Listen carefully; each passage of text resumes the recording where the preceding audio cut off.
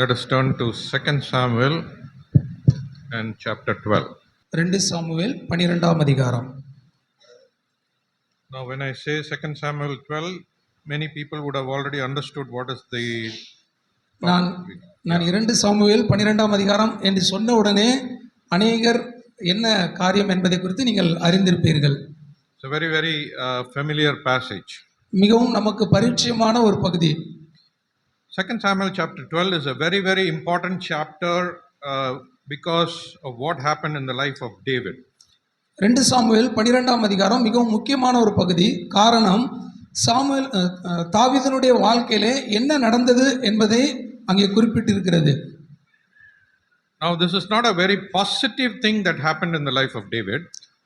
தாவீதினுடைய வாழ்க்கையிலே நடந்த நேர்மறையான ஒரு காரியம் அல்ல, ஒரு நல்ல ஒரு காரியம் அல்ல அது. It's the worst thing that happened, and but still it is recorded in the Bible.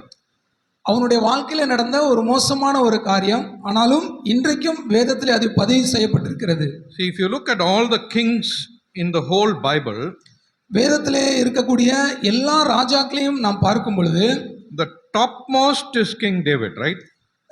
மிக உயர்ந்த ஒரு ராஜா என்று சொன்னால் தாவீது, இல்லையா? But how do you write negative things about the most great king in a holy book? இந்த பரிசுத்த வேதாகமத்திலே இப்படிப்பட்ட ஒரு ராஜாவை குறித்து எப்படி ஒரு எதிர்மறையான மிக மோசமான ஒரு காரியத்தை எழுத முடியும்? That is the speciality of the Bible. அதுதான் வேதாகமத்தின் சிறப்பம்சம். Not only positive things, even negative things are recorded in the scripture. நேர்மறையான காரியம் மட்டுமல்ல, எதிர்மறையான காரியத்தையும் வேதாகமத்திலே எழுதி வைக்கப்பட்டிருக்கிறது. The positive things are there so that we should follow them. நேர்மறையான காரியம் இருக்கும் என்று சொன்னால் நாம் அதை பின்பற்றலாம். And negative things are given so that we should avoid them. எதிர்மறையான காரியம் கொடுக்கப்பட்டிருக்கும் என்று சொன்னால் நாம் அதை விட்டு விலக வேண்டும். Now in chapter 12 we can see the depth of David's sin and how it affected him personally and how it affected his family and his nation. தாவீதினுடைய பாவமானது இந்த 12ஆம் அதிகாரத்திலே எந்த அளவுக்கு ஆழமாக அவனுடைய தனிப்பட்ட வாழ்க்கையிலையும் குடும்ப வாழ்க்கையிலையும் ஒரு தேசத்தையும் பாதிக்கிறது என்பதை குறித்து பார்க்க முடிகிறது. We also see the role of a prophet that we can understand in chapter 12. 12ஆம் அதிகாரத்திலே ஒரு தீர்க்கதரிசியாகிய நாத்தானுடைய அந்த பங்களிப்பையும் நாம் அங்கே பார்க்க முடியும். Okay, just because you are a leader doesn't mean that you can do anything. நீங்க ஒரு தலைவராக இருப்பதனால என்ன வேணாலும் செய்யலாம் என்பது அர்த்தம் அல்ல. And also we see how great is repentance and how God is so merciful when you really and genuinely repent.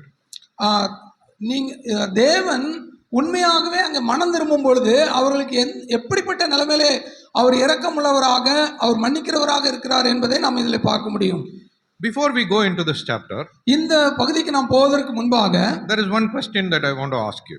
நான் ஒரு காரியத்தை உங்களிடத்திலே நான் கேட்க விரும்புகிறேன். Have you ever been shattered by God's word? எப்போது தேவனுடைய வார்த்தையை நீங்க கேட்கும் பொழுது உணர்ந்திருக்கிறீர்களா, உடைக்கப்பட்டிருக்கிறீங்களா? Has it ever happened in your life? உங்களுடைய வாழ்க்கையில எப்போது அது நடந்திருக்குதா? தேவனுடைய வார்த்தையை கேட்ட உடனே உடைக்கப்பட்ட ஒரு அனுபவம். That experience David is going through in this chapter. இந்த பகுதியிலே தாவீது அப்படிப்பட்ட அனுபவத்துக்குள்ளாக அவன் கடந்து செல்கிறான். He thought everything was okay. அவன் நினைச்சான் எல்லாமே சரியாக இருக்கிறது என்று. But when God's word came, he was totally shattered in his life. ஆனால் தேவனுடைய வார்த்தை அவனுக்கு வரும்பொழுது அவன் முற்றிலுமாக உடைக்கப்பட்டான்.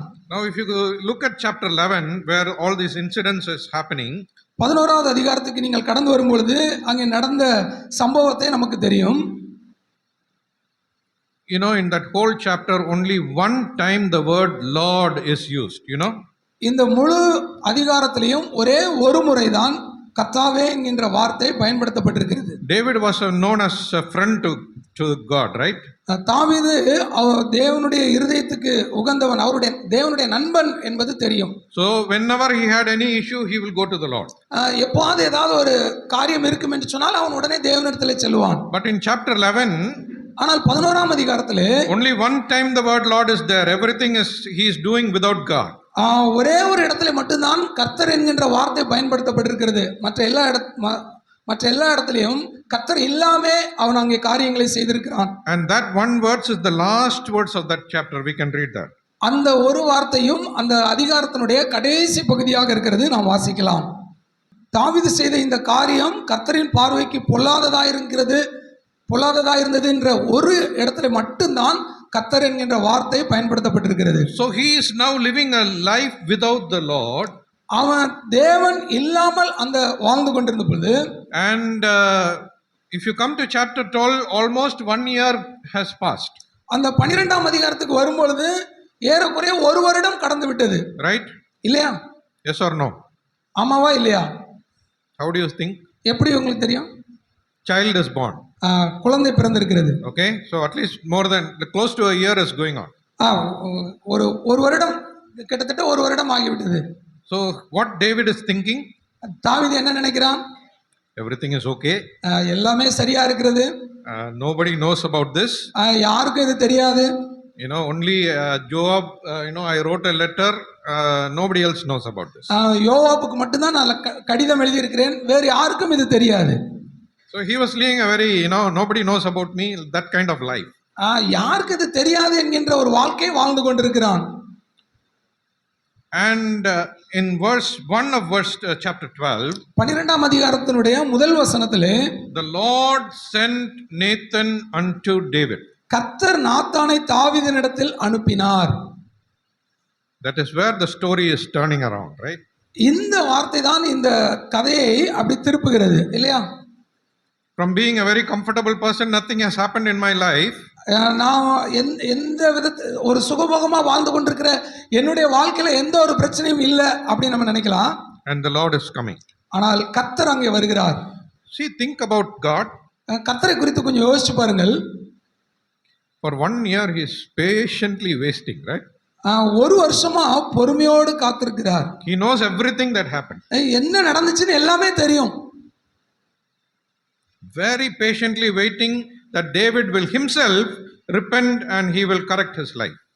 தாவீது தன்னைத்தானே உணர்ந்து உண்மையான ஒரு மனம் திரும்புதலுக்கு வர வேண்டும் என்று சொல்லி அவர் பொறுமையோடு காத்திருந்தார். God is always patient, right? தேவன் எப்பொழுதுமே பொறுமையுள்ளவராக இருக்கிறார். He will never force anything into your life. உங்களுடைய வாழ்க்கையிலே எதையுமே கட்டாயப்படுத்த மாட்டார். He can do that, தேவன் செய்ய முடியும், but he will never do. ஆனால் அவர் செய்ய மாட்டார். And here we see the Lord is sending Nathan to David. இங்கே கர்த்தர் நாத்தானை தாவீதினிடத்திலே அனுப்புகிறார். And he is telling about a parable that happened. ஒரு உவமையை அங்கே சொல்கிறார். There is 2 men. 2 பேர் இருந்தார்கள். One person is very rich, one person is poor, and they both are neighbors. ஒருவன் ஐஸ்வர்யவான், ஒருத்தன் ஏழையாக இருக்கிறான். 2 பேருமே அயல் வீட்டுக்கார பக்கத்து நெருங்கினவர்கள். And about the rich man, in verse 2 it says that he had, that is what it says about him.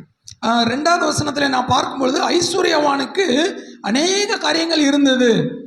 If you look at verse 3 about the poor man, it says he bought, it says in the middle of the verse, but the poor man had nothing save one little ewe lamb which he had bought. 3ஆம் வசனத்திலே நான் பார்க்கிறோம், தரித்திரனுக்கோ தான் கொண்டு வளர்த்த ஒரு சின்ன ஆட்டுக்குட்டியை தவிர வேறு ஒன்றும் இல்லாதிருந்தது என்று சொல்லி பார்க்கிறோம். Rich man he had so many things. பணக்காரன் அந்த ஐஸ்வர்யவானுக்கு எல்லாமே இருந்தது. But the poor man, he had only one thing, that also he bought, he purchased with money and he took it. ஆனா அந்த தரித்திரனுக்கோ ஒரே ஒரு ஆட்டுக்குட்டி, அதுவும் அவன் வாங்கி, அதாவது விலை கொடுத்து வாங்கி கொண்டு வளர்த்து வந்த ஒரு ஆட்டுக்குட்டி. Now instead of Nathan directly going to the final part of the story to tell about what the rich man took out of that poor man, இந்த நாத்தான் இந்த சம்பவத்தினுடைய இறுதி கட்டத்துக்கு போவதற்கு முன்பாக அந்த ஐஸ்வர்யனுடைய அந்த சம்பவத்தை குறித்து அவன் சொல்கிறான். In between he is using one small phrase to tell about the attachment that the poor man had with that small lamb. ஏழைக்கும் அந்த ஆட்டுக்குட்டிக்கும் இருக்கக்கூடிய அந்த ஒரு கனெக்ஷன், நெருக்கத்தை குறித்து சொல்கிறார். Okay, read verse 3. 3ஆம் வசனத்தை பாருங்கள். தரித்திரனுக்கோ தான் கொண்டு வளர்த்து ஒரே ஒரு சின்ன ஆட்டுக்குட்டியை தவிர வேறொன்றும் இல்லாதிருந்தது. அது அவனோடும் அவன் பிள்ளைகளோடும் கூட இருந்து வளர்ந்து அவன் வாயின் அப்பத்தை தின்று அவன் பாத்திரத்திலே குடித்து அவன் மடியிலே படுத்துக்கொண்டு அவனுக்கு ஒரு மகளைப் போல இருந்தது. Okay. Now, did you understand how the poor man and this lamp are very, very close? இப்போ புரிந்து கொண்டீர்களா அந்த ஏழைக்கும் அந்த ஆட்டுக்குட்டிக்கும் இருக்கக்கூடிய அந்த தொடர்பு, அந்த நெருக்கம்? The lamp is growing with his, with him and with children in the house. அந்த ஆட்டுக்குட்டியானது அவனோடும் அவனுடைய பிள்ளைகளோடும் ஒன்றாக படுத்து அவனுடைய அப்பத்தை புசித்து அவனோடு கூட இருந்தது. Okay, so she ate from his food, she drank from his cup, and he is laying in his own lap. அவனுடைய அப்பத்தை தின்று அவன் பாத்திரத்திலே குடித்து அவன் மடியிலே படுத்துக்கொண்டு இருந்தது. And also it says finally that lamb was like a daughter to him. கடைசியாக அதுல சொல்லி இருக்கிறது அந்த ஆட்டுக்குட்டியானது அவனுக்கு ஒரு மகளை போல இருந்தது. Okay, so very very attached lamb with this poor man. இந்த ஆட்டுக்குட்டியானது அந்த ஏழையோடு கூட மிகவும் நெருக்கமான உறவிலே இருந்தது. So we see three aspects of this poor man that is being exposed here. இங்க இந்த ஏழையினுடைய மூன்று குணாதிசயங்களை நாம் இங்கே வெளிப்படுத்தி இருக்கிறது. One is that he was a giving person. He used to give his food, he used to give his drink, he used to give his affection to that lamb. முதலாவது அவன் ஒரு கொடுக்கிற நபராக காணப்பட்டான். அப்பத்தை கொடுக்கிறான், தண்ணீரை கொடுக்கிறான், நேசத்தை கொடுக்கிறான். And secondly, we see that this lamb was lying in his lamb, very very intimate with this person. அடுத்து அந்த நெருக்கமான ஒரு மனிதனாக பாருங்கள், அந்த ஆட்டுக்குட்டியானது அவனுடைய மடியிலே படுத்து கொண்டிருந்தது, மிகவும் நெருக்கமான ஒரு உறவிலே இருந்தது. And thirdly, we see that lamb was like a daughter to him. மூன்றாவது அந்த ஆட்டுக்குட்டியானது அவனுக்கு ஒரு மகளை போல காணப்பட்டது. If you look at 2 Samuel chapter 11 and read verse 11, 2 Samuel 11ஆம் அதிகாரம் 11வது வசனத்தை நாம் பார்க்கும் பொழுது, உரியா தாவீதை நோக்கி, பெட்டியும் இஸ்ரவேலும் யூதாவும் கூடாரங்களிலே தங்கி என் ஆண்டவனாகிய யோவாபும் என் ஆண்டவனின் சேவகரும் வெளியிலே பாளையமிறங்கி இருக்கையில் நான் புசிக்கிறதற்கும் குடிக்கிறதற்கும் என் மனைவியோடே சயனிக்கிறதற்கும் என் வீட்டிற்குள் பிரவேசிப்பேனா? நான் அப்படி செய்கிறதில்லை என்று உம்முடைய பேரிலும் உம்முடைய ஆத்துமாவின் பேரிலும் ஆணையிட்டுச் சொல்கிறேன் என்றான்.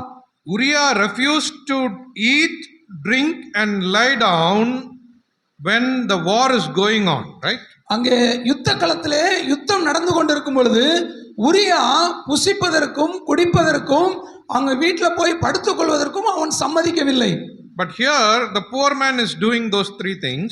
ஆனால் இங்கே இந்த ஏழை மனிதன் இந்த மூன்று காரியத்தை அவன் செய்கிறான். So we see that connection with that parable, between that. இந்த உவமைக்கும் இந்த சம்பவத்துக்கும் நடக்கக்கூடிய அந்த தொடர்பை பாருங்கள். So Uriah refused to do that, and this poor man was doing that.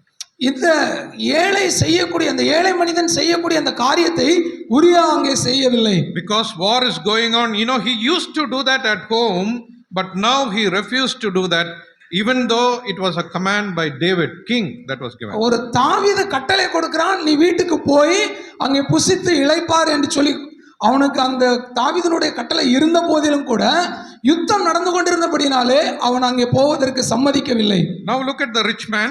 இப்ப இந்த பணக்காரனை குறித்து பாருங்கள். Read verse 4. 4வது வசனம், 12ஆம் அதிகாரம் 4ஆம் வசனம். அந்த ஐசுவரியவானிடத்தில் வழிப்போக்கன் ஒருவன் வந்தான். அவன் தன்னிடத்தில் வந்த வழிப்போக்கனுக்குச் சமையல் பண்ண வைக்க தன்னுடைய ஆடு மாடுகளில் ஒன்றை பிடிக்க மனதில்லாமல் அந்த தரித்திரனுடைய ஆட்டுக்குட்டியை பிடித்து அதை தன்னிடத்தில் வந்த மனுஷனுக்குச் சமையல் பண்ணுவித்தான். First thing we see, there came a traveler. இங்க முதல்ல நாம் பார்க்கிறோம், அங்கே வழிப்போக்கன் ஒருவன் வருகிறான், வந்தான் என்று சொல்லி பார்க்கிறோம். Okay, underline that word came. இந்த வந்தான் என்கின்ற வார்த்தையை நீங்க அங்கே குறித்து வைத்துக் கொள்ளுங்கள். Look at the previous chapter. அந்த முன்னாடி உள்ள அதிகாரத்துக்கு வாருங்கள். In verse 4. 4வது வசனம். அப்பொழுது தாவீது ஆள் அனுப்பி அவளை அழைத்து வரச் சொன்னான். அவள் அவனிடத்தில் வந்தபோது அவள் வந்தாள். Okay, look at verse 7. 7வது வசனத்தை பாருங்கள். Uriah also came. உரியாவும் அங்கே வருகிறான். So first thing we see, came. The visitor is coming. In the same way, Bathsheba came, Uriah also came.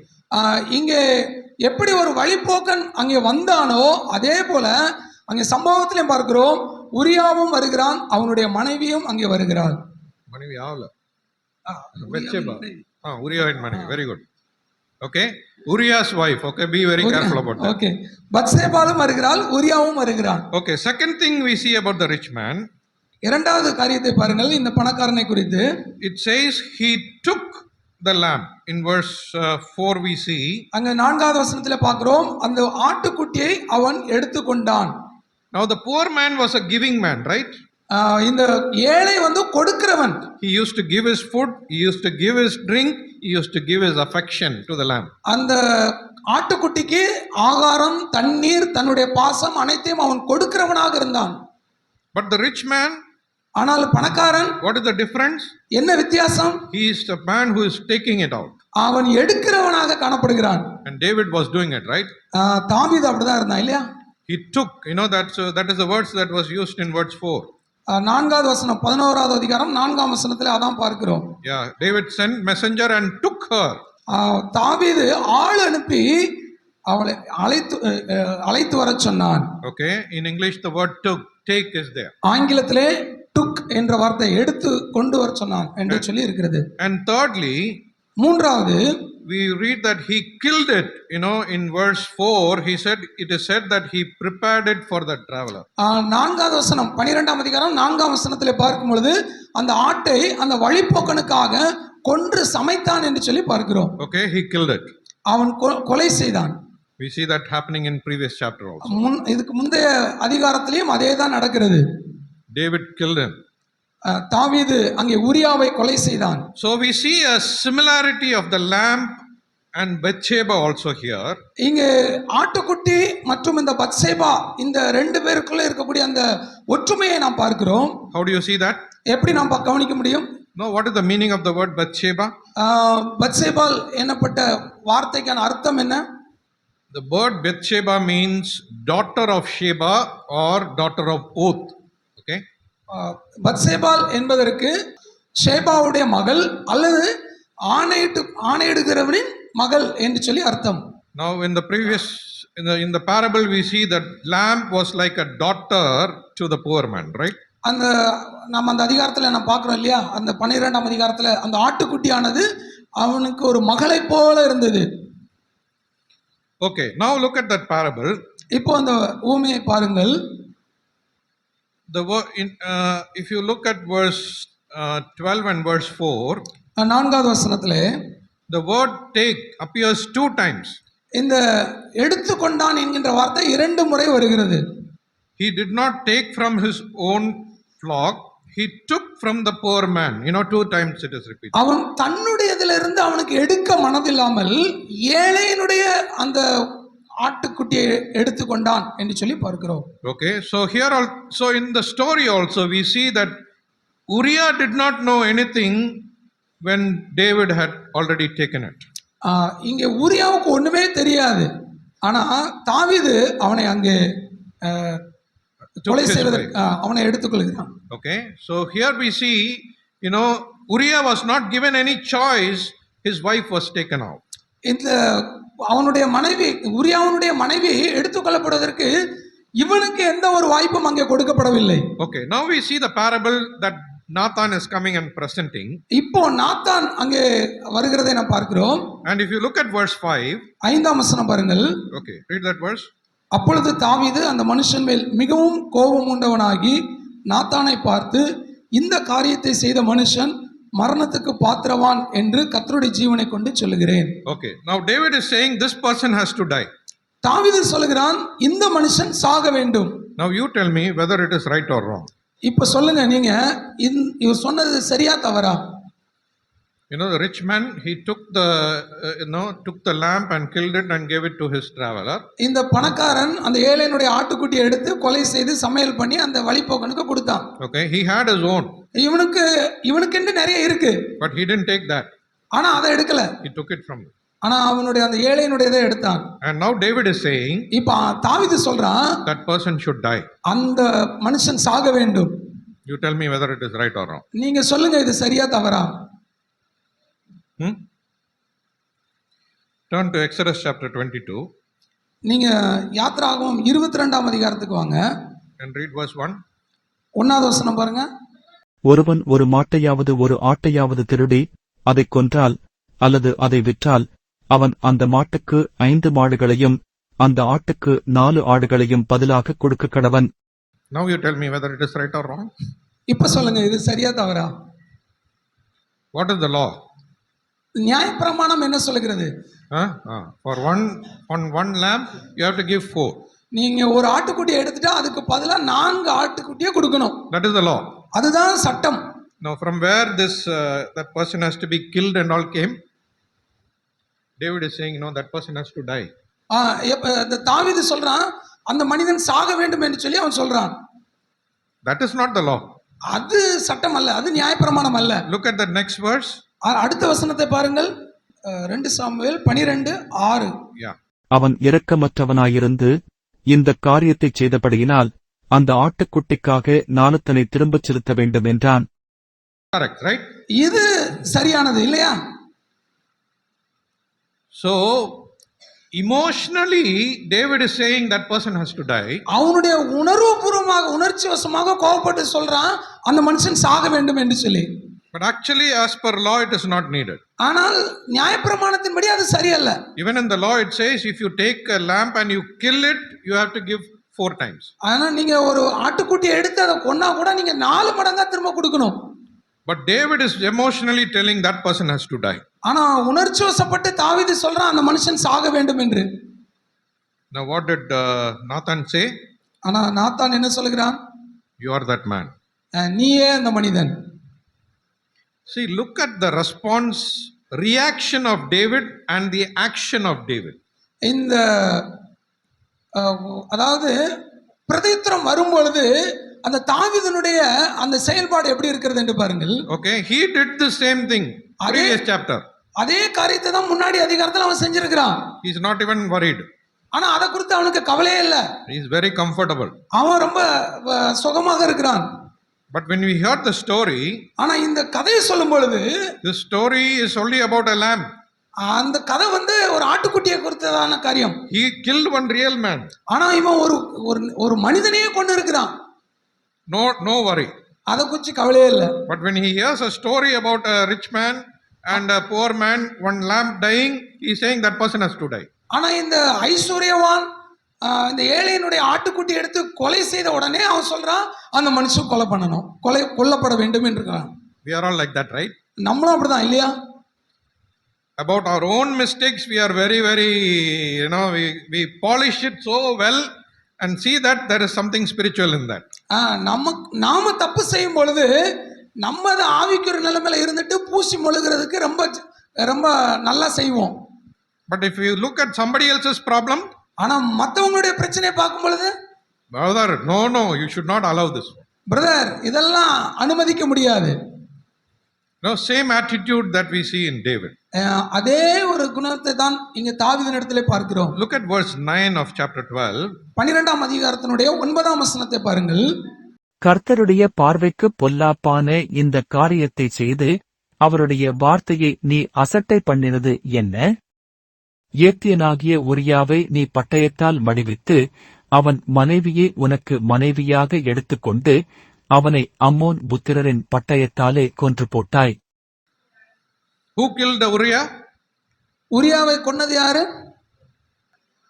That is what the Lord says, right? அதுதான் நாம் இங்கே பார்க்கிறோம் இல்லையா? Thou hast killed Uriah with a sword. அவனை பட்டயத்தினாலே கொலை செய்தான் என்று சொல்லி பார்க்கிறோம். Who? யாரு? David. தாவீது. He is sitting in the palace. அவன் அரண்மனையில உட்கார்ந்திருக்கிறான். He was not in the war. அவன் யுத்தத்துல இல்லை. But God is saying, ஆண்டவர் சொல்கிறார், you killed him. நீ அவனை கொலை செய்தாய். And then the Lord is saying, thou despised the commandment of the Lord to do evil. இப்படிப்பட்ட காரியத்தை செய்து தேவனுடைய காரியத்தை நீ செய்ததனாலே அவருடைய வார்த்தையை நீ அசட்டை செய்தாய் என்று சொல்லி சொல்லுகிறார். And you have taken his wife to be your wife.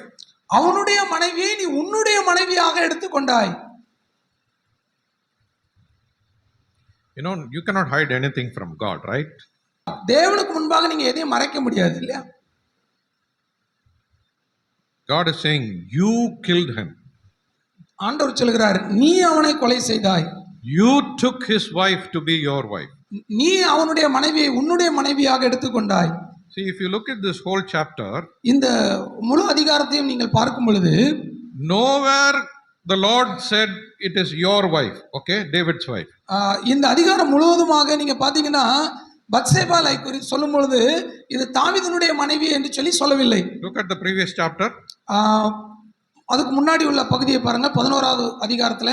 And read the last verse. கடைசி வசனம். துக்க நாள் சென்ற பின்பு தாவீது அவளை அழைத்தனுப்பி தன் வீட்டிலே சேர்த்துக் கொண்டான். அவள் அவனுக்கு மனைவியாகி. Okay, she became his wife. அவள் அவனுக்கு மனைவியானாள் என்று சொல்லி பார்க்கிறோம். But God did not accept that. ஆனால் தேவன் அதை அனுமதிக்கவில்லை. God is saying he is somebody else's wife. ஆண்டவர் சொல்கிறார் அது வேறொருவனுடைய மனைவி. And also till verse 27 the name Bathsheba is not mentioned anywhere. இந்த 27வது வசனம் வரைக்குமாக பத்சேபாளுடைய பெயரானது எங்கேயுமே சொல்லப்படவில்லை. And that is how God is conversing here through Nathan. நாத்தானிடத்துல அதையும் அந்த உரையாடல்ல நாம் அதை பார்க்க முடியும். So she was somebody else's wife. David killed Uriah. தாவீது வேறொருவனுடைய மனைவியை எடுத்துக்கொண்டு அங்கே உரியாவை கொலை செய்தான் என்று சொல்லி பார்க்கிறோம். And in verse 13 we see 13ஆம் வசனத்திலே நாம் பார்க்கும் பொழுது அப்பொழுது தாவீது நாத்தானிடத்தில் நான் கர்த்தருக்கு விரோதமாய் பாவம் செய்தேன் என்றான். நாத்தான் தாவீதை நோக்கி நீ சாகாதபடிக்கு கர்த்தர் உன் பாவம் நீங்கச் செய்தார். So here we see David is acknowledging, he understood and he said, I have sinned. இப்பொழுது தாவீது உணர்ந்து கொண்டான் நான் பாவம் செய்திருக்கிறேன் என்று. See, Saul also confessed, right? சவுலும் கூட அறிக்கை செய்தான் இல்லையா? Do you know that? உங்களுக்கு தெரியுமா அது? Come to 1 Samuel chapter 24. 1 Samuel 24ஆம் அதிகாரத்துக்கு வாருங்கள். Read verse 11. 11வது வசனம். என் தகப்பனை பாரும், என் கையிலிருக்கிற உம்முடைய சால்வையின் தொங்கலை பாரும், உம்மை கொன்று போடாமல் உம்முடைய சால்வையின் தொங்கலை அறுத்துக் கொண்டேன். என் கையிலே பொல்லாப்பும் துரோகமும் இல்லை என்றும் உமக்கு நான் குற்றம் செய்யவில்லை என்றும் அறிந்து கொள்ளும். நீரோ என் பிராணனை வாங்க அதை வேட்டையாடுகிறீர். Okay. Now, here when David is talking to Saul, இங்கே தாவீது சவுலோடு கூட பேசுகிறான். there he is saying, I have not sinned. நான் ஒரு பாவமும் செய்யவில்லை என்று சொல்லி சொல்கிறான். Okay, but when Nathan comes and speaks to him, ஆனா நாத்தான் அங்கே தாவீதினிடத்தில் வந்து பேசும் பொழுது he cannot say that same words. அதே வார்த்தை இங்க சொல்லல. He is saying, I have sinned. நான் பாவம் செய்தேன் என்று சொல்கிறான். Now we come to chapter 15. 15வது அதிகாரத்துக்கு வாருங்கள். 1 Samuel chapter 15. 1 சாமுவேல் 15ஆம் அதிகாரம். Read verse 24. 24ஆம் வசனம். அப்பொழுது சவுல் சாமுவேலை நோக்கி நான் கர்த்தருடைய கட்டளையையும் உம்முடைய வார்த்தைகளையும் மீறினதினாலே பாவம் செய்தேன். நான் ஜனங்களுக்கு பயந்து அவர்கள் சொல்லைக் கேட்டேன். Okay, Saul is also confessing, right? இங்கே சவுலும் கூட அங்கே அறிக்கை செய்கிறான். He said, I have sinned. நான் பாவம் செய்தேன். Look at verse 30 of the same chapter. அதே அதிகாரத்தினுடைய 30வது வசனத்தை பாருங்கள். Okay, here again he is saying, I have sinned. அவன் திரும்பவும் சொல்கிறான் நான் பாவம் செய்தேன். David also said, I have sinned. தாவீதும் சொன்னான் நான் பாவம் செய்தேன். Now what is the difference between these two? இந்த இரண்டு பேருக்கும் உள்ள வித்தியாசம் என்ன? Look at verse 30, 15, 1 Samuel chapter 15 and 1 Samuel 15ஆம் அதிகாரத்தினுடைய 30வது வசனத்தை பாருங்கள். அதற்கு அவன் நான் பாவம் செய்தேன். இப்போது என் ஜனத்தின் மூப்பருக்கு முன்பாகவும் யேசபேலுக்கு முன்பாகவும் நீர் என்னை கனம் பண்ணி நான் உம்முடைய தேவனாகிய கர்த்தரை பணிந்து கொள்ளும்படிக்கு என்னோட கூட திரும்பி வாரும் என்றான். What is motive of Saul's repentance? இந்த சவுலனுடைய மனம் திரும்புதலுடைய அந்த நோக்கம் என்ன? அவனுடைய உள்ளான உணர்வு in front of the people honor me, before the elders, honor me, I have sinned. That is the attitude of Saul. சவுலுடைய அந்த குணம் என்னன்னா நான் பாவம் செஞ்சுட்டேன் ஆனா இந்த ஜனங்களுக்கு முன்பாக என்னை நீர் கனம் செய்யும் என்று சொல்கிறான். That is not genuine repentance. அது உண்மையான மனம் திரும்புதல் அல்ல. I know I did sin, எனக்கு தெரியுது நான் பாவம் செஞ்சிருக்கிறேன் என்று. and the whole church came to know. இந்த எல்லா சபைக்கு எல்லாத்துக்கும் தெரிய வருகிறது. So please honor me, in front of everyone. No, don't do like this. That is the repentance that he is having. இது எல்லாருக்கும் முன்னாடி இதை செய்யாதீங்க அப்படின்னு சொல்றது உண்மையான மனம் திரும்புதல் அல்ல. We know that one more person said, I have sinned in this Old Testament. இந்த பழைய ஏற்பாட்டிலே இன்னொரு மனிதனையும் நாம் அதை பார்க்க முடியும். He said, I have not sinned. I have sinned. நான் பாவம் செய்தேன் என்று சொல்லி அவன் ஒத்துக்கொள்கிறான். In the book of Joshua we see about Achan. ஆகானை குறித்து யோசுவாவின் புத்தகத்திலே நாம் பார்க்கிறோம். So Achan and Saul, both of them said, I have sinned. ஆகானும் சரி சவுலும் சரி நான் பாவம் செய்தேன் என்று ஒத்துக்கொள்கிறார்கள். And both of them had punishment. ஆனா ரெண்டு பேருக்குமே அங்க தண்டனை கிடைச்சது. But when David said, I have sinned, ஆனா தாவீது நான் தவறு செய்தேன் என்று சொல்லும் பொழுது there was a difference. அது வித்தியாசமா இருக்கிறது. See, if you come to 2 Samuel chapter 8, 2 Samuel 8ஆம் அதிகாரத்துக்கு வாருங்கள். read verse 15. 15ஆம் வசனம். இப்படியே தாவீது இஸ்ரவேல் அனைத்தின் மேலும் ராஜாவாயிருந்தான். அவன் தன்னுடைய எல்லா ஜனத்திற்கும் நியாயமும் நீதியும் செய்து வந்தான். See the testimony about David. இந்த தாவீதினுடைய சாட்சியை பார்த்தீர்களா? He reigned all over Israel. அவன் இஸ்ரவேல் அனைத்திற்கும் ராஜாவாக இருந்து ஆட்சி செய்கிறான். He executed judgment and justice unto all people. எல்லா ஜனத்திற்கும் அவன் தன்னுடைய எல்லா ஜனத்திற்கும் நியாயமும் நீதியும் செய்து வந்தான் என்று சொல்லி பார்க்கிறோம். He was like that. அவன் அப்படிதான் இருந்தான். Now இப்போ he killed his own soldier. அவன் தன்னுடைய சொந்த போர் வீரனை அவன் கொலை செய்திருக்கிறான். Without that soldier doing anything wrong. அந்த போர் வீரன் எந்த ஒரு தவறும் செய்யவில்லை. No justice. அவன் இதுல நீதியே இல்ல. And he is trying to cover his own sin. There is no justice for anyone. He is doing something transgressing the law and judgment. Everything is gone. நியாயப்பிரமாணத்தை மீறி தன்னுடைய பாவத்தை மறைப்பதற்காக அநேக காரியங்களை அவன் செய்கிறான். And if you come to 2 Samuel chapter 7, 2 Samuel 7ஆம் அதிகாரத்துக்கு வாங்க. there we see Nathan first time coming and meeting David. இங்க முதல் முறையாக நாத்தான் தாவீதினிடத்திலே வருகிறான். And read verse 16. 16வது வசனத்தை பாருங்கள்.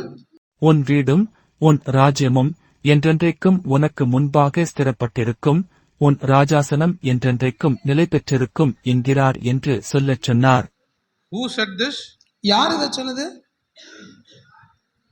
Look at the next verse. அடுத்த வசனம் பாருங்கள். நாத்தான் இந்த எல்லா வார்த்தைகளின்படியும் இந்த எல்லா தரிசனத்தின் படியும் தாவீதுக்குச் சொன்னான்.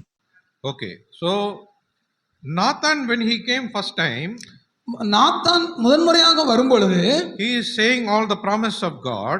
தேவனுடைய அங்க வாக்குத்தத்தத்தை எல்லாவற்றையும் அவன் சொல்கிறான். He is saying, thine house, thy kingdom shall be established forever.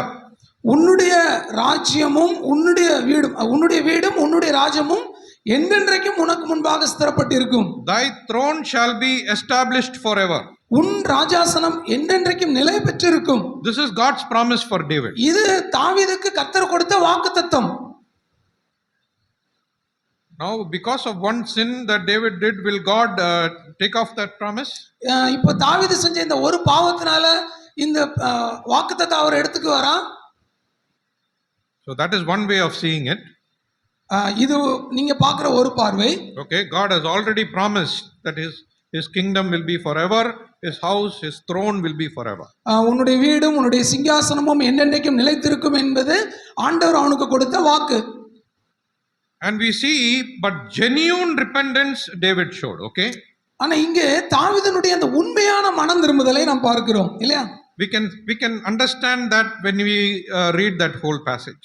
இந்த முழு அதிகாரத்தையும் நீங்கள் படிச்சு பார்த்தீங்கன்னா அது தெரியும். According to the law, a person who steals a lamb and kills it 4 times he has to repay. ஒரு நியாயப்பிரமாணத்தின்படி ஒரு மனிதன் ஒரு ஆட்டை எடுத்து அதை கொலை செய்தான் என்று சொன்னால் அதற்கு பதிலாக 4 மடங்கு அவன் திருப்பி கொடுக்க வேண்டும். David lost 4 of his sons, right? தாவீது தன்னுடைய 4 பிள்ளைகளை அவன் இழந்தான் இல்லையா? Who all? யாரெல்லாம்? Absalom, Absalom, Adonijah, Adonijah, this small baby, இந்த பத்சேபாளுக்கு பிறந்த அந்த குழந்தை, okay, and then Amnon. Somebody was saying. அதுக்கப்புறம் Amnon. So 4 children he lost. அவனுடைய 4 பிள்ளைகளை அவன் இழந்தான். It literally happened for him, right? God's judgment. தேவனுடைய அந்த நியாய தீர்ப்பு அது அப்படியே நடந்தது. And all of them died before their lifetime, okay? அவங்க அந்த 4 பிள்ளைகளும் அவங்களுடைய வாழ்க்கைக்கு முன்பாகவே அவர்கள் மரித்து விட்டார்கள். So all of them were lost and they all died. அவங்க வாழ்வதற்கு முன்பாகவே அவங்களுடைய வாழ்க்கை அங்க முடிந்து விட்டது. Absalom kills Amnon, his rival. Absalom அம்னோனை அங்கே கொலை செய்கிறான். Solomon kills Adonijah. சாலமோன் அதோனியாவை கொலை செய்கிறான். Joab kills Absalom. யோவாப் அப்சலோமை கொலை செய்கிறான். And this baby died, without any, with anything wrong that the baby did, the baby died because of sickness. இந்த குழந்தை எந்த ஒரு பாவமும் செய்யாம அங்க கொலை சாகிறதை நான் பார்க்கிறோம். So we see that David had to pay 4 times. அங்க தாவீது நாலத்தனையாக அங்கே கொடுக்கப்பட்டதை நான் பார்க்கிறோம். And what was the punishment for David other than this? இதுக்கு மேல தாவீதுக்கு கொடுக்கப்பட்ட தண்டனை என்ன? Look at verse 10 and 11 in chapter 12. 12ஆம் அதிகாரத்தினுடைய 10 மற்றும் 11 வசனங்களை பாருங்கள்.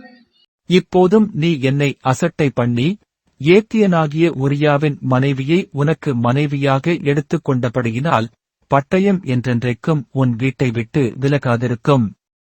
கர்த்தர் சொல்கிறது என்னவென்றால், இதோ நான் உன் வீட்டிலே பொல்லாப்பை உன்மேல் எழும்பப் பண்ணி உன் கண்கள் பார்க்க உன் ஸ்திரீகளை எடுத்து உனக்கு அடுத்தவனுக்கு கொடுப்பேன். அவன் இந்த சூரியனுடைய வெளிச்சத்திலே உன் ஸ்திரீகளோடே சயனிப்பான். Okay, here we see 2 punishment is there. இங்கே 2 தண்டனை கொடுக்கப்பட்டிருக்கிறது. One is sword will never depart. ஒன்று பட்டயம் உன்னை விட்டு நீங்காதிருக்கும். And because you have taken Uriah's wife, your wife also will be taken away. காரணம் நீ உரியாவின் மனைவியை எடுத்துக்கொண்டதினாலே உன்னுடைய மனைவியும் அங்கே எடுத்துக்கொள்ளப்படுவார்கள். Okay, and both happen. ரெண்டுமே நடக்கும். God's judgment will happen. தேவனுடைய நியாய தீர்ப்பு கண்டிப்பாக நடக்கும். Just because it didn't happen for 1 year doesn't mean that God's judgment will not happen. இது ஒரு வருஷம் ஆச்சு அதனால ஆண்டவர் நம்மளை கண்டுக்க மாட்டாரு, நியாய தீர்ப்பு கொடுக்க மாட்டாரு என்றது அல்ல. Many times we also think that, right? நிறைய சமயத்துல நாமளும் அப்படிதான் நினைக்கிறோம் இல்லையா? Brother, if what I was done was wrong, God should have punished me, no? நான் ஏதாவது தப்பு பண்ணியிருந்தா ஆண்டவர் என்ன தண்டிச்சிருக்கணும் இல்லையா? That did not happen. அது நடக்கல. So what I did is what அதனால நான் என்ன செஞ்சேனோ அது சரிதான். No. இல்ல. You have to be very, very careful. நீங்க ரொம்ப கவனமா இருக்கணும். It happened in God's time. It will happen. தேவனுடைய நேரத்துல அது நடக்கும். Not in your time. அது உங்க நேரத்துல அல்ல. See, look at the life of Moses. மோசேனுடைய வாழ்க்கையில பாருங்கள். When he got punishment, அவன் எப்போ அந்த தண்டனையை பெற்றுக்கொண்டான்? Lord said, you will not go into the land. நீ அந்த தேசத்துக்குள்ளாக நீ போக மாட்ட. கானானுக்குள்ள நீ போக மாட்ட. When it happened? இது எப்ப நடந்துச்சு? When he struck the rock, right? அவன் அந்த கன்மலை அடித்தான் இல்லையா? From there to this punishment, so many years had gone. அந்த கன்மலை அடித்ததிலிருந்து இவன் இந்த கானானுக்குள் பிரவேசிக்காமல் இருந்தது வரைக்கும் அநேக வருஷங்கள் இருந்தது. So Moses cannot say, God did not do anything, so I am good. Like he cannot say that, right? மோசே நான் கட்டளை மீறிட்டேன், ஆண்டவர் எனக்கு ஒண்ணுமே தண்டனை எதுவுமே கொடுக்கல அப்படின்னு சொல்ல முடியாது இல்லையா? When that time came, God said, no, whatever you say, I will not let you inside. அந்த டைம் வரும்பொழுது அந்த நேரத்துல தவறு செய்யும் பொழுது ஆண்டவர் சொல்லாரு, இது என்னால் பொறுத்துக்கொள்ள முடியாது, இது தவறு என்று சொல்கிறார். So we see that in David's repentance, there was something so different than Saul's repentance. தாவீதுனுடைய மனம் திரும்புதல் சவுலுடைய மனம் திரும்புதலை விட முற்றிலும் மாறுபட்டது. When Saul committed sin, Saul அங்கே தவறு செய்த உடனே he was not very worried about God or I have sinned against God. நான் வந்து தேவனுக்கு விரோதமாக தவறு செஞ்சுட்டேன் அப்படின்னு சொல்லி அங்க தேவனுடைய காரியங்களுக்காக அவன் யோசிக்கல. He was always worried about his kingdom, his kingship, and all the things material. அவன் வந்து இந்த உலக பிரகாரமான அவனுடைய ராஜ்யம், அவனுடைய அந்த பதவி, அதை குறித்து தான் அவன் யோசிச்சுட்டு இருந்தான். He also said, because I feared the people, I did like this. அவன் சொல்றான், நான் ஜனங்களுக்காக பயந்து இந்த காரியத்தை செய்தேன் என்று சொல்கிறான். He should have feared God, right? தேவனுக்கு பயப்படுவதற்கு பதிலாக ஜனங்களுக்கு பயப்படுகிறான் இல்லையா? And his repentance also was not genuine. அந்த அவனுடைய மனம் திரும்புதலும் உண்மையான மனம் திரும்புதல் அல்ல. And that's why we see when he committed sin, God said, I have taken the kingdom from you and I'm going to give it to somebody else. அதனாலதான் ஆண்டவர் சொல்கிறார், உன்னுடைய ராஜ்யத்தை உன்னிடத்திலிருந்து எடுத்து நான் வேறொருவனுக்கு கொடுப்பேன் என்று சொல்கிறார். But when David sinned, ஆனால் தாவீது தவறு செய்யும் பொழுது God did not do that. He did not take his kingdom and give it to somebody. அவனுடைய ராஜ்யத்தை எடுத்து வேறொருவனுக்கு கொடுப்பேன் என்று சொல்லல. Why? ஏன்? Because God has given a promise. Your kingdom, your throne will be forever. ஆண்டவர் அங்கே வாக்கு பண்ணியிருக்கிறார், உன்னுடைய வீடும் உன்னுடைய ராஜ்யமும் என்றென்றைக்கும் நிலைத்திருக்கும் என்று. So he gave two other punishment. இன்னும் ரெண்டு தண்டனையும் அவர் அங்கே கொடுக்கிறார். 4 times he has to pay, and because of his sins, his children all died. அவனுடைய பாவத்து நிமித்தமாக அவனுடைய 4 பிள்ளைகளும் அங்கே மரிக்கிறார்கள். The sword will not depart from your house. That is what we see. இரண்டாவது நாம் பார்க்கிறோம், பட்டயம் உன்னுடைய வீட்டை விட்டு நீங்குவதில்லை என்று சொல்கிறார். And the second punishment we see that your wife will be taken because you took somebody else's wife. Your wife also will be taken. நீ அடுத்தவனுடைய மனைவியை நீ எடுத்துக்கொண்டதனாலே உன்னுடைய மனைவியும் வேறொருவனாலே எடுத்துக்கொள்ளப்படுவார்கள். And then we see, when all this is happening, David is fasting and for the child to become better. அந்த பிள்ளையானவன் குணப்பட வேண்டும் என்பதற்காக அவன் உபவாசம் இருக்கிறான். But we see the Lord is striking the child, right? ஆனால் அங்கே ஆண்டவர் அந்த குழந்தையை அடித்தார் என்று சொல்லி பார்க்கிறோம் இல்லையா? Why is David fasting and lying down? ஏன் தாவீது அங்கே உபவாசம் இருந்து அங்கே ஜெபிக்கிறான்? He was expecting that God will show mercy. அவன் வந்து கர்த்தர் இரக்கம் பாராட்ட மாட்டாரா என்று எதிர்பார்க்கிறவனாக இருந்தான். When Ahab took Naboth's vineyard, Ahab நாபோத்தினுடைய அந்த திராட்சை தோட்டத்தை எடுத்துக்கொண்ட பொழுது, if you turn to 1 Kings chapter 21, 1 ராஜாக்கள் 21ஆம் அதிகாரத்துக்கு வாங்க. read verse 21. 21. நான் உன்மேல் பொல்லாப்பு வரப்பண்ணி உன் சந்ததியை அழைத்துப் போட்டு ஆகாபுக்கு சுவரில் நீர்விடும் ஒரு நாயாகிலும் இராதபடிக்கு இஸ்ரவேலில் அடைப்பட்டவனையும் விடுபட்டவனையும் சங்கரித்து. Okay, here read verse 29. Ahab எனக்கு முன்பாக தன்னை தாழ்த்தினதைக் கண்டாயா? அவன் எனக்கு முன்பாக தன்னை தாழ்த்துகிறபடியினால் நான் அவன் நாட்களில் அந்த பொல்லாப்பை வரப்பண்ணாமல் அவன் குமாரன் நாட்களில் அதை அவன் வீட்டின் மேல் வரப்பண்ணுவேன் என்றார். Okay, because Ahab humbled himself before me, he is saying, I will not bring this evil in your day, it will happen in your son's days. 1 ராஜாக்கள் 21:29 நாம் பார்க்கிறோம். ஆகாப் எனக்கு முன்பாக தாழ்மையாய் நடந்து கொண்டதினாலே நான் அவனுடைய நாட்களிலே அந்த தீமையை கொண்டு வர மாட்டேன், அவனுடைய பிள்ளை நாட்களிலே அவனுடைய குமாரனுடைய நாட்களிலே அந்த தீமையை கொண்டு வருவேன் என்று சொல்கிறார். When Hezekiah king, he also, when the Lord came and said your days are over, எசேக்கியா அங்கே ராஜாவாக இருக்கும்போது கூட ஆண்டவர் சொல்றார், உன்னுடைய நாட்கள் முடிந்து விட்டது என்று சொல்கிறார். But he pleaded to God and God extended his time. அவன் ஆண்டவருக்கு முன்பாக அவன் கெஞ்சுகிறான். அங்கே ஜெபிக்கும் பொழுது ஆண்டவர் அவனுக்கு நாட்களை கூட்டி கொடுத்தார். So David was also expecting that God will show mercy on him. இங்கே தாவீதும் கூட தேவனுடைய இரக்கத்துக்காக அவன் கெஞ்சுகிறான். But it did not happen. ஆனால் அது நடக்கல. And we see the child died. அங்க நாம் பார்க்கிறோம் அந்த குழந்தை இறந்தது. If you look at verse 16, 16வது வசனத்தை நாம் பார்க்கும் பொழுது, அப்பொழுது தாவீது அந்த பிள்ளைக்காக தேவனிடத்தில் பிரார்த்தனை பண்ணி உபவாசித்து உள்ளே போய் இராமுழுதும் தரையிலே கிடந்தான். Okay, he is in the floor now. இப்பொழுது அவன் தரையிலே படுத்துக் கொள்கிறான். Right? இல்லையா? Where was he before? இதுக்கு முன்னாடி எங்க இருந்தான்? He was in the bed. அவன் வந்து கட்டல்ல மெத்தையில இருந்தான். From there, he is coming to the floor. இப்போ அங்கிருந்து தரைக்கு வந்துட்டான். David says, telling to Uriah, you go and lie down in your bed. தாவீது உரியாவினிடத்துல சொல்கிறான், நீ போ உன்னுடைய வீட்டுக்கு போ என்று சொல்லி.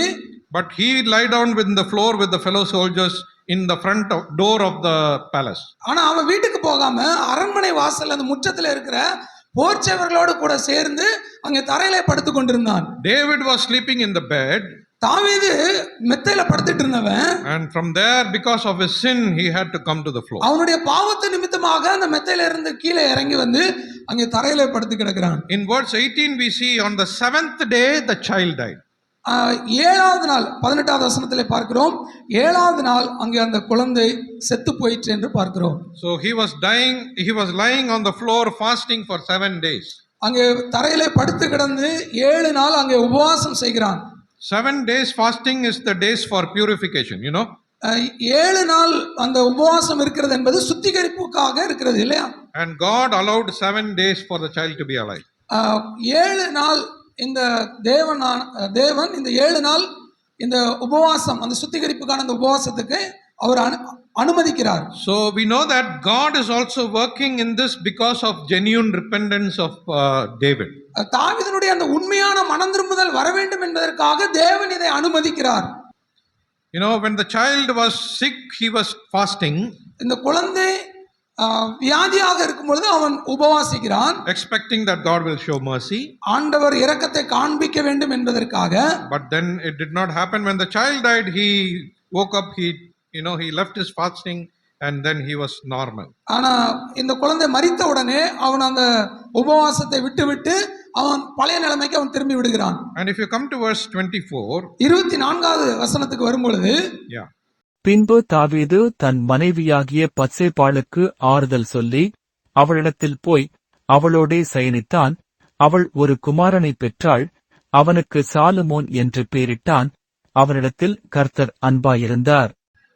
Okay, now we see God, the Lord loved him, that child. இப்பொழுது கர்த்தர் அந்த குழந்தையினிடத்திலே அன்பாயிருந்தார் என்று சொல்லி பார்க்கிறோம். What was the previous chapter last verse says? இந்த 11ஆம் அதிகாரத்தினுடைய கடைசி வசனத்துல என்ன நாம் பார்க்கிறோம்? What David did displeased the Lord. தாவீது செய்தது கர்த்தருடைய பார்வைக்கு பொல்லாததாக இருந்தது. Now we see the child is born, the Lord has loved him. இப்பொழுது இங்கே சாலமோன் பிறக்கும் பொழுது கர்த்தர் அவனிடத்திலே அன்பாயிருந்தார் என்று சொல்லி பார்க்கிறோம். So we see God's favor is now returning back to David, right? இப்போ தேவனுடைய அந்த இரக்கம் தாவீதுக்கு அங்கே திரும்புகிறதை பார்க்கிறோம். So we see that how wonderful and merciful God is when you genuinely repent. நீங்கள் உண்மையாக மனம் திரும்பும் பொழுது தேவனுடைய அந்த அன்பையும் அந்த இரக்கத்தையும் எவ்வளவு அருமையாக நாம் அதை அனுபவிக்க முடியும். For 1 year God knew this, what David was doing wrong. இந்த ஒரு வருஷம் ஆண்டவருக்கு தெரியும் அவன் செஞ்சது தப்புன்னு.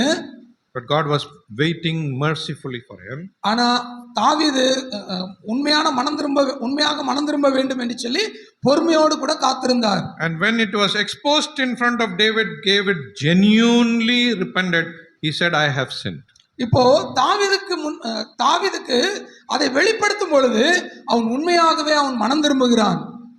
And there we see the difference of David and all the other people who also confess that I have sinned. இதுதான் தாவீதுனுடைய மனம் திரும்புதலுக்கும் மற்ற எல்லாரும் தவறு செய்யும் பொழுது மனம் திரும்பினதற்கும் உள்ள வித்தியாசம். And there now we see God is loving that child. இப்போ தேவன் அந்த குழந்தையின் மீது அன்பாக இருக்கிறார். Now Nathan appeared 4 times before David. தாவீதுக்கு முன்பாக நாத்தான் 4 முறை அவன் வருகிறதை பார்க்கிறோம். 2 times we saw, right? 2 வாட்டி நம்ம பார்த்துட்டோம் இல்லையா? First we saw when he came and told, your kingdom, your throne will be forever. முதல்ல வந்து அவர் சொல்றார், உன்னுடைய வீடும் உன்னுடைய ராஜ்யமும் என்றென்றைக்கும் நிலைத்திருக்கும் என்று சொல்லி சொல்கிறான். That means, you will be king and your successors also will be king. நீ இப்பொழுது ராஜாவாக இருக்கிறாய், உனக்கு அடுத்து உன்னுடைய வாரிசும் அங்கே ராஜாவாக வருவார்கள் என்று சொல்லி சொல்கிறான். So Nathan's appearance 4 times always is connected with successors.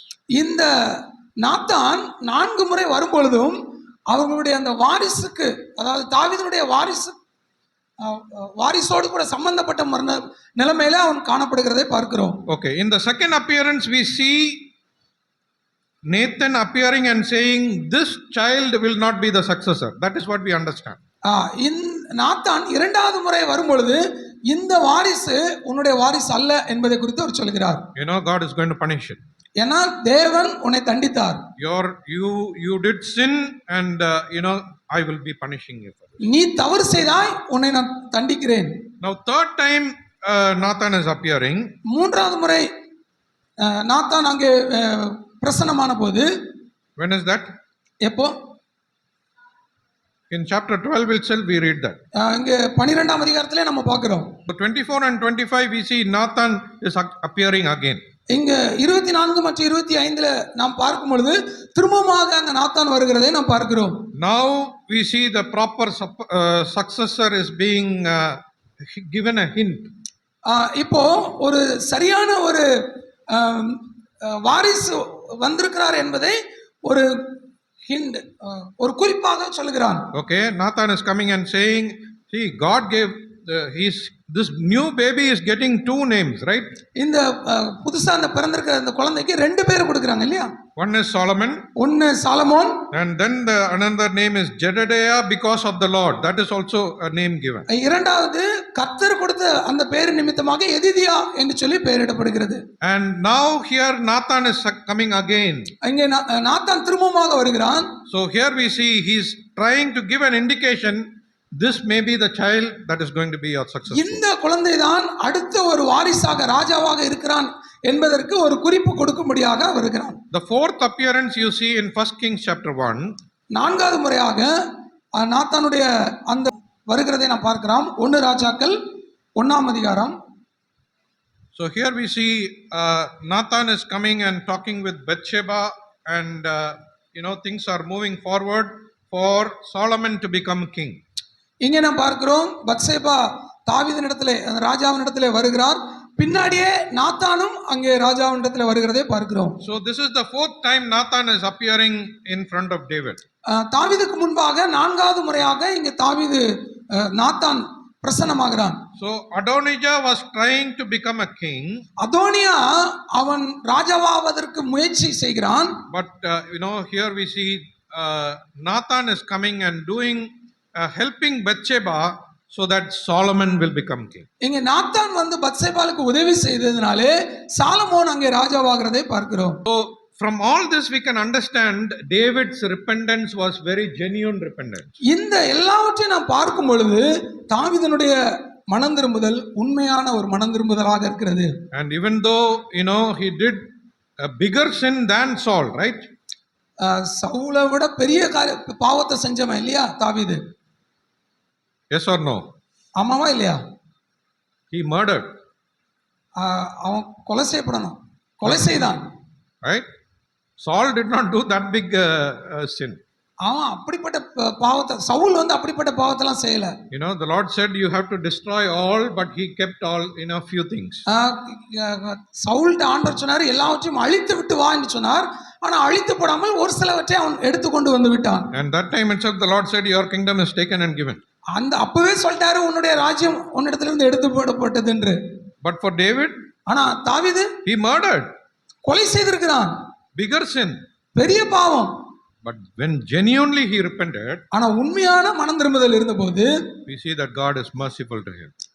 தேவன் இரக்கமுள்ளவராக இருந்தார். So here we understand how God deals with sin and how God deals with repentance, how God is merciful. தேவன் நாம் பாவம் செய்யும்போது தேவனுடைய இடைப்பாடும், நாம் மனம் திரும்பும் போது அவருடைய இரக்கம் எப்படியாக இருக்கிறது என்பதை நாம் இங்கே பார்க்க முடியும். God does not take sin lightly, okay? ஆண்டவர் வந்து பாவத்தை வந்து ரொம்ப எளிமையா எடுத்துக்க மாட்டாரு. It's very serious. ரொம்ப கடுமையாக அதை பார்க்கிறார். David had to pay for that. தாவீது அதற்காக விலைக்கிரயம் செலுத்த வேண்டியதா இருந்தது. 4 of his child died. 4 குழந்தைகள் மரித்தார்கள். His wives were taken away. அவங்களுடைய மனைவிகள் எடுத்துக்கொள்ளப்பட்டார்கள். Everything happened before his eyes. எல்லாமே அவங்களுடைய வாழ்க்கைக்கு முன்பாகவே அது முடிந்தது. So sin is not something very lightly that we can take. நம்ம வந்து பாவத்தை ஏதோ சாதாரணமா எடுத்துக்கொள்ளக்கூடாது. Before I close, நான் முடிப்பதற்கு முன்பாக just one question. ஒரு கேள்வியை கேட்கிறேன். When the first child was born, that child died, right? முதல் குழந்தை பிறந்த உடனே அது மரித்தது இல்லையா? When the second child was born, இரண்டாவது குழந்தை பிறக்கும் பொழுது we see that the Lord loved him.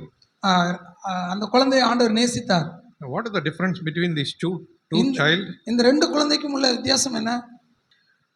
The first child was born, and at that time it was not his wife, it was somebody else's wife, okay? முதல் குழந்தை பிறக்கும் பொழுது அது அவனுடைய மனைவி அல்ல, இன்னொருவனுடைய மனைவி. You understand that? புரிந்து கொண்டீர்களா? It was not his wife. It is always, God is saying somebody else's wife. You are not your wife. Like that it is mentioned. ஆண்டவர் சொல்கிறார் இது உன்னுடைய மனைவி அல்ல, இன்னொருவனுடைய மனைவி. But when the second child was born, he took Bathsheba as his wife, and the child was born. God also accepted it, and then we see Solomon is being born. இரண்டாவது Solomon பிறக்கும் பொழுது உரியாவின் மனைவியை தன்னுடைய மனைவியாக அவன் ஏற்றுக்கொண்டான். தேவன் அதை அங்கீகரித்தார். அதனாலதான் சாலமோன் இடத்திலே தேவன் அன்பா இருந்தார். Okay, so these are the lessons that we have to learn in our life. இப்படிப்பட்ட இந்த பாடங்களை நாம் இந்த நாளிலே கற்றுக்கொண்டிருக்கிறோம். God sees sin very seriously. ஆண்டவர் பாவத்தை மிகவும் கடுமையாக பார்க்கிறார். And you have to genuinely repent of your sin, otherwise we see that you will have eternally being punished for that. நீங்க உண்மையாகவே அதை மனம் திரும்பாத பட்சத்திலே நித்தியமான அந்த ஒரு தண்டனையை நீங்கள் அதை அனுபவிக்க வேண்டியதா வரும்.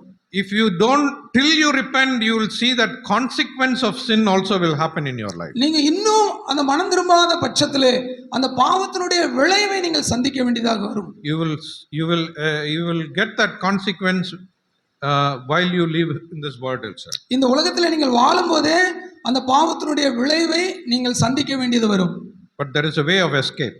ஆனா அதிலிருந்து தப்பிக்கிறதுக்கான வழி இருக்கு. Go to God and seek forgiveness for God. ஆண்டவரிடத்துல போங்க, உங்களுடைய பாவத்துக்கான அந்த மன்னிப்புக்காக அவரை பாருங்கள். There is one serious question that you have to answer in this. ஒரு முக்கியமான ஒரு கேள்வியை நீங்கள் புரிந்து கொண்டு அதற்கு பதில் சொல்ல வேண்டும். Suppose you commit a sin. நீங்க தவறு செஞ்சிட்டீங்கன்னு வைங்க. There are two options. ரெண்டு ஆப்ஷன் இருக்கு. One is you don't do anything about it. நீங்க ஒண்ணுமே செய்ய வேண்டாம். Just keep it like that. நீங்க பாட்டுக்கு இருங்க. Another option. இன்னொரு ஆப்ஷன் இருக்கு. Go to God. ஆண்டவரிடத்துல போங்க. Go say sorry and he will forgive. ஆண்டவரிடத்துல போய் மன்னிப்பு கேளுங்க, ஆண்டவர் உங்களுக்கு மன்னிப்பு கொடுப்பார். In the first choice, முதல் தேர்விலே there we see that God will be patient for some time. முதல்ல நீங்க செய்யக்கூடிய அந்த தேர்வுல ஆண்டவர் உங்களுக்கு பொறுமையா இருந்து for a period of time. ஒரு கொஞ்ச காலம் உங்களுக்கு பொறுமையா இருந்து and then he will expose it in front of everyone. அதை எல்லாருக்கும் முன்பாக அதை உங்களுக்கு வெளிப்படுத்துவார். You may try to cover it. நீங்க ஒருவேளை அதை மறைக்க பார்க்கலாம். But you cannot, you as you keeping on hiding, you are doing more and more sin, right? நீங்க பாவத்தை அதிகமா உங்களால என்ன செய்ய முடியாது, மறைக்க முடியாது. God will expose it in front of everyone. எல்லாருக்கும் முன்பாக ஒரு நாள் தேவன் அதை வெளிப்படுத்துவார். Now the question is, கேள்வி என்னவென்றால், you want God only to know about your sin, or you want the whole world to know about your sin? கர்த்தர் மாத்திரம் உங்களுடைய பாவத்தை அறிந்துக்கணும்னு நீங்க நினைக்கிறீங்களா, இல்ல எல்லாரும் அறிந்து கொள்ள வேண்டும் என்று நினைக்கிறீர்களா? What is your choice? உங்களுடைய பதில் என்ன? If you don't want anybody to know, go to God and ask forgiveness.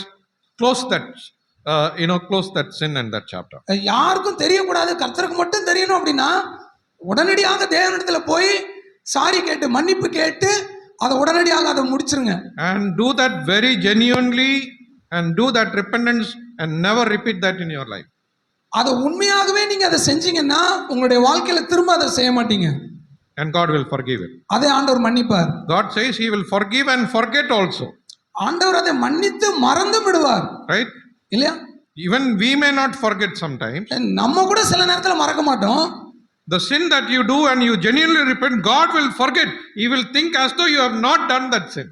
நீங்க உண்மையான மனம் திரும்புதல் இருக்கும் என்று சொன்னால் தேவன் அதை மன்னித்து முற்றிலுமாக அதை மறந்து விடுகிறார். As though you have not done that sin.